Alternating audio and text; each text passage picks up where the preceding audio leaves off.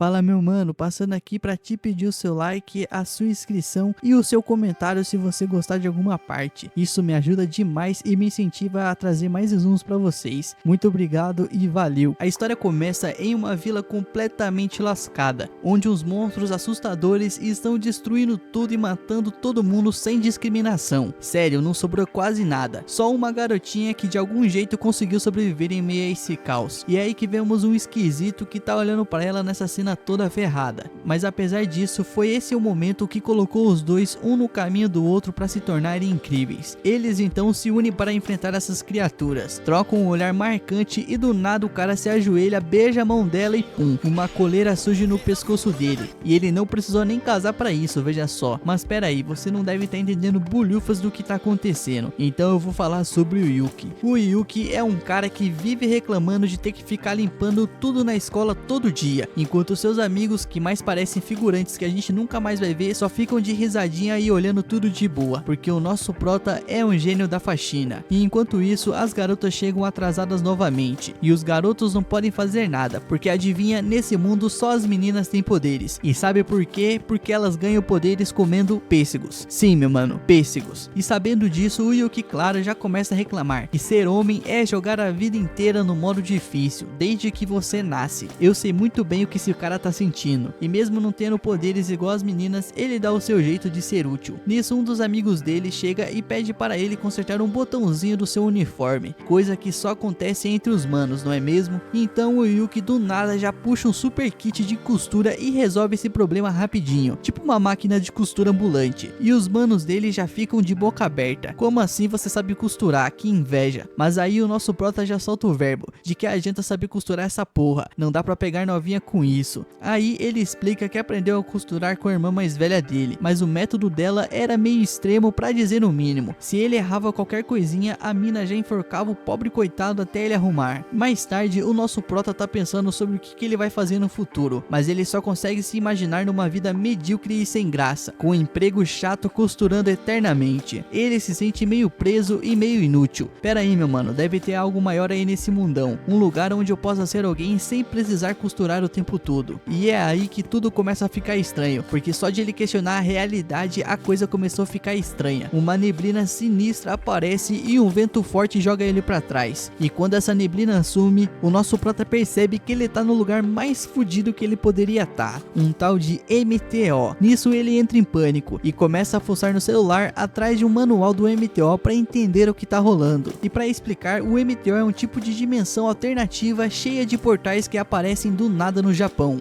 O problema é que esses portais trazem monstros chamados Shuki, e eu não vou nem dizer outra palavra que eu imaginei ouvindo isso. A quinta série bateu forte, e se algum civil entrar lá sem querer, pronto, já deu ruim, o cara vai de Vasco, não adianta nem chorar meu querido, não adianta nem rezar. E a melhor coisa que ele pode fazer nesse momento é ficar parado esperando a Demon Defense Force, a força de defesa contra demônios. Eu sei que eu não falei certo. Nisso, o Yuki fica em segundo plano quietinho esperando o resgate, mas é claro que a sorte dele não é muita, e logo aparece um Shuki enorme querendo fazer dele a janta. E desesperado, o Yuki sai correndo como se a sua vida depende disso. O problema é que ele acabou num beco sem saída, e pra piorar, mais Shuki aparecem cercando o pobre coitado.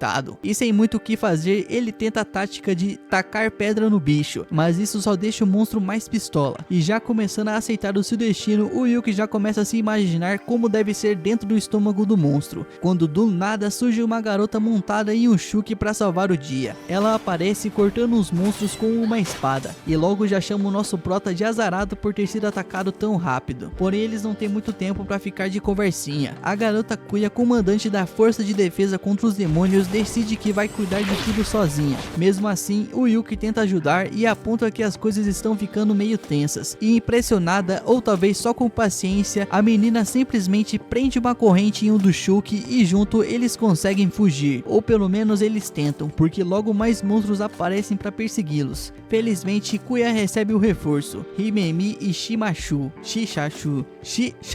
elas chegam com estilo para ajudar. As duas avisam que não há mais sobreviventes por ali, e a Kuya aproveita para dar aquela olhada geral no lugar. Só que logo ela percebe que uma horda de monstros está vindo a toda velocidade, e sem perder tempo ela manda todas as garotas darem um jeito enquanto pega Yuki e o garotinho assustado para levar para longe. Nisso a Himemi e a Chachu mostram que são mulheres empoderadas e não estão ali para brincadeira. A Himemi transforma sua mão em uma metralhadora insana e já começa a perfurar os monstros. Enquanto isso, a Chachu já vira um maromba gigante e começa a esmagar os seus inimigos sem dificuldade. E o nosso prota já fica de boca aberta olhando tudo. Imagina, mulheres bonitas com metralhadoras e marombas. Meu Deus, é um prato cheio. E depois de acabar com os monstros, as garotas encontram um menino desacordado. E antes de voltarem para casa, elas decidem checar mais um lugar por possíveis sobreviventes. Nesse momento, o garoto que eles salvaram acorda em pânico porque não tá vendo a sua irmã. Nisso, a tensão começa a aumentar neles, quando eles encontram a garota, mas ela está cercada por um monte de Shu. Nisso, o nosso prota não vai pensar duas vezes e vai fazer uma para Deus lembrar. Então ele corre para salvar a menina, mas o Shu é lento demais e acaba cercado pela horda. Nisso, a Kuya já entra em ação e cria uma barreira para proteger todo mundo. Ela tenta acalmar o nosso prota e a menina que já estão em choque, mas percebe que um Shu muito mais forte está quebrando a barreira. Nisso a coisa vai ficar feia, meu nobre. A Kuya já tá com um plano na cabeça. Ela decide usar a sua habilidade especial em Yuki. Ela avisa que isso vai transformar ele em o seu escravo, o que deixa o nosso prota nada empolgado. Calma lá, minha padrinha, essa época já passou, mas sem muita escolha ele aceita. Kuya então pede para a garotinha fechar os olhos e estende a mão para Yuki lamber. Sim, mano, lamber. E assim que ele faz isso, uma transformação épica acontece. O Yuki vira um monstrão overpower todo maromba cheio de poder, e com a sua nova força, o Yuki destroça o Shuki sem dificuldades. A Kuya então fica animada por ver a sua habilidade funcionando tão bem. Ela pega a garotinha e sobe nas costas de Yuki para escapar. Eles conseguem chegar em segurança até o resto da equipe e o garotinho fica aliviado ao ver a sua irmã salva. Mas como sempre, o azar do nosso prota ainda não acabou. Os Shuki que sobraram se juntam e viram uma criatura gigante. Kuya sem perder tempo já sobe nas costas do nosso prota de novo e manda ele derrotar o monstro. E juntos eles acabam com o monstro com tanta facilidade que chega a ser humilhante. Era melhor nem ter saído de casa depois dessa, meu mano. E quando essa treta termina, o poder de Kuya se desfaz e o Yuki volta ao seu modo de gente normal. Nisso já tá na hora de voltar pra casa, né? Descansar que as minas não é de ferro. Mas a Kuya dispensa na lata a carona das outras garotas, porque ela quer trocar uma ideia a sós com o seu novo brinquedinho. E ela já manda na lata. O nosso prota surpreendeu geral. Quem diria que um cara tão sem sal, magricela,